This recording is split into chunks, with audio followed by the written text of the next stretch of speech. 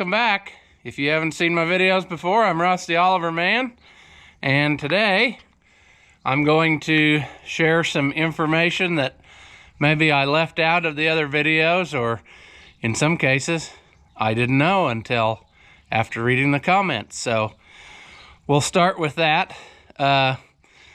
One thing will be on this 1550, but I think we'll start with the 1855 and then come back to this one.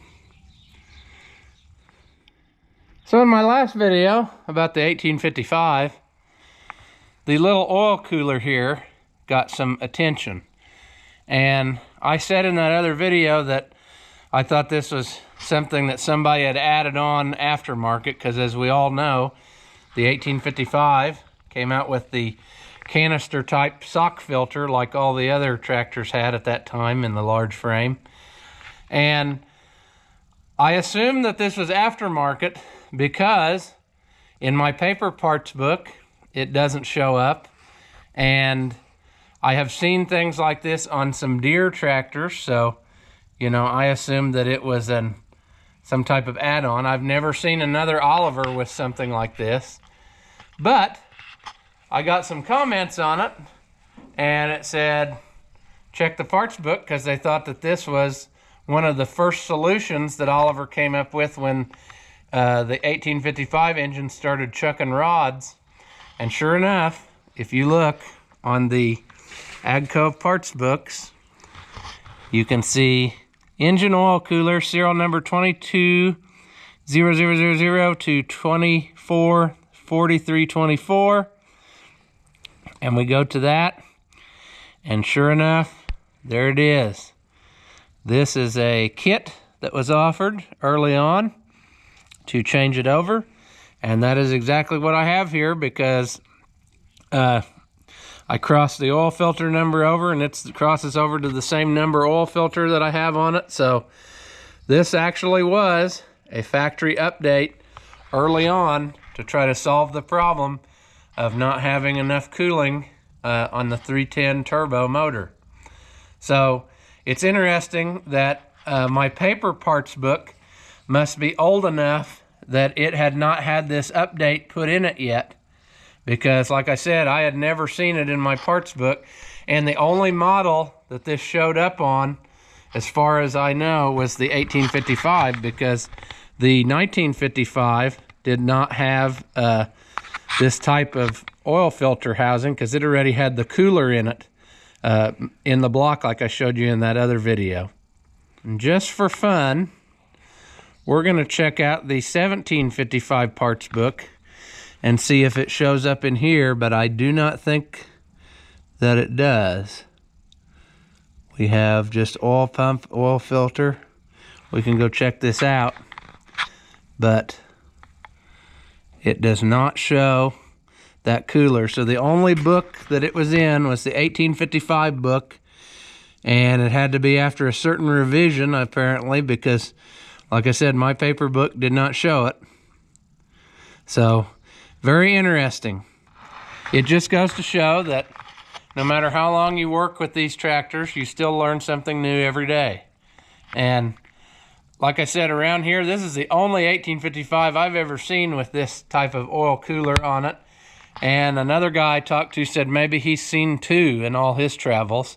And so, you know, I'd be curious to know if you have one that has this setup on it, because they must have either been short-lived or maybe just not popular, or who knows what. But this is actually a factory correction, but apparently not a very common one.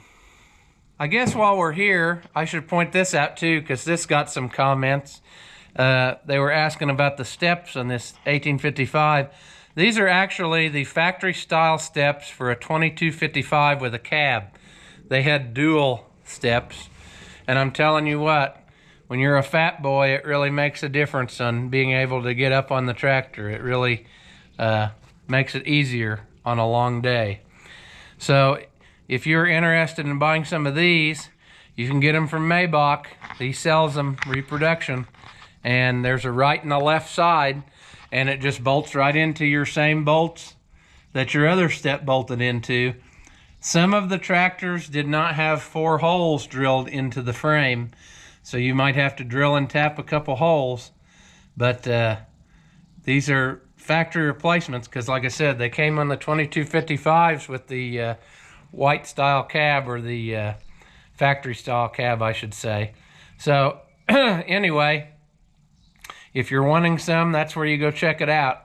I want to say they were like $220 some a side maybe, but once you use them, you'll be definitely happy with them. I also had some parts come in shipping, so very shortly we will do a video on adding the Power Beyond to this tractor, and I decided to make it the most complicated I could, so be sure to enjoy that. Okay, on the 1550, if you remember back when I made the video that explained all about it, I left out some things and it became obvious in the comments. The first thing was that this particular 1550 has the pre-cleaner and the dry filter type element, but the earlier 1550s did have, for a while, a oil bath air cleaner. And to prove this to you, I have the parts book here, and you can see oil bath air cleaner, and let's just see if it tells us what the serial number range is. No, it doesn't, but anyway, early on they did in fact have the oil type air cleaner, and then later switched to the dry one. And then another thing that I do remember seeing before, and I never mentioned it on the video, but is that the early 1550s had a gauge cluster that was like the 1600, where you didn't have all the gauges. It had the 2 red warning lights for your oil and your charging. So if we go back to our parts film here, we can see that indeed the early ones had the instrument panel that just had 3 gauges. If you look at the serial number range here, it shows that it was used from serial number 160000 to 168918. And then you had a different one if you had the reverso torque, and then finally you had the one that was used up until the end, which is like what this one has, with all of the gauges like the other 50 series tractors, or I should say the 1650. Your larger frame tractors had a speedometer on one side and tachometer on the other. In most cases, not always the case. If you had a long pinion shaft tractor that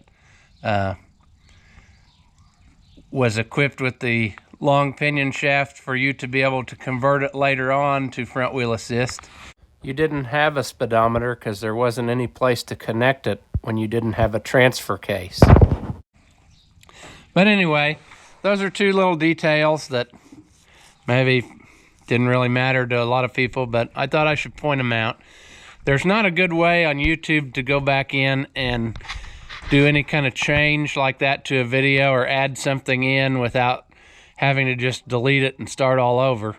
And I do try sometimes to go back and correct my mistakes in the by adding captions, but of course you don't see that unless you have the captions turned on, so you may or may not have picked up on that. Also, the other day, while I was up here at the 1955 and talking about different things with the oil cooler, I actually shot some more footage, and it didn't really fit into that video very good, so I'll let you watch it now. While we're here at the 1955, I thought I might as well point out some of this discussion that's been going around the internet. What color were axles on the tractors when they left the assembly line? Well, here you can see on this one, which is all original, I would say, because it's still got the nickel plating on the lugs there and hasn't been repainted. But we have white on the tip of this axle, just like our dual hub. But then you go in here, you can see that the axles are green all the way back, except for the very tip. So take that for what it's worth, but I believe that to be original paint on this tractor. And so it definitely went down the assembly line with green axles. And then what I think probably happened later was somebody touched up the outside before it left the factory maybe, and that's where they got the white on the tips. I don't know. You know, it could have been whoever was running the paint gun that day, because there doesn't seem to be any real pattern. There's a lot of examples you can find of both ways, so take it for what it's worth. But to me, it makes the most sense that the tractors would have had green axles and green hubs if they were the regular hubs, because you wouldn't take those off going down the assembly line and then put something else on to paint. No, you'd have all that put on, send them down the paint line, you know. But then to me, it seems like around here, if they had dual hubs, the dual hubs were white. And in that case, I can see that maybe the tips of the axles were white for the fact that they went in to touch up places that had gotten scuffed or whatever and got paint on it. So I would say if you had regular hubs, they were more than likely green. If you had dual hubs, they were more than likely white. And in this area, all the examples I've seen seem to have green axles. But like I said, I've definitely seen proof of white axles on them too. So, you know, figure out what you like, I guess, and put it back that way, because there's really no way to prove one way or the other. I have seen factory pictures with both colors, so thought I'd just go ahead and throw a little fuel on that fire since we haven't heard about it for a while. I don't know if you can see this or not, but in this paint is a remnant of a number stamped. I have no idea what that would have been, but that tells me that the white on the tip of this axle was from the factory, because I can't think of any other reason anybody else would stamp a number in there like that. I can't read all of it, but it looks like a 131, the part I can read. So I guess if you know what that's about, you can pop that down in the comments too. Another thing I want to mention just really quick, and I've talked about in a video before, is the HPOCA, which is the Hart-Parr Oliver Collectors Association. If you're interested in Oliver and Hart-Parr or white, anything in the family, you should consider joining, because it's only $35 a year, and it gets you a full color magazine 6 times out of the year. So if nothing else, it's good for that. You can find the information online. I'll put a link in the description to this so you can see.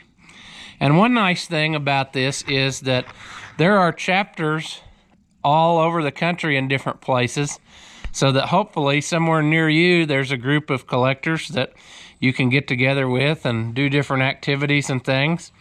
And I do want to talk about that for just a second. I have here a page to the newest chapter that we are trying to start. And right now we haven't even figured out a name yet, so that's why it says Future Southern Indiana Chapter of the HPOCA.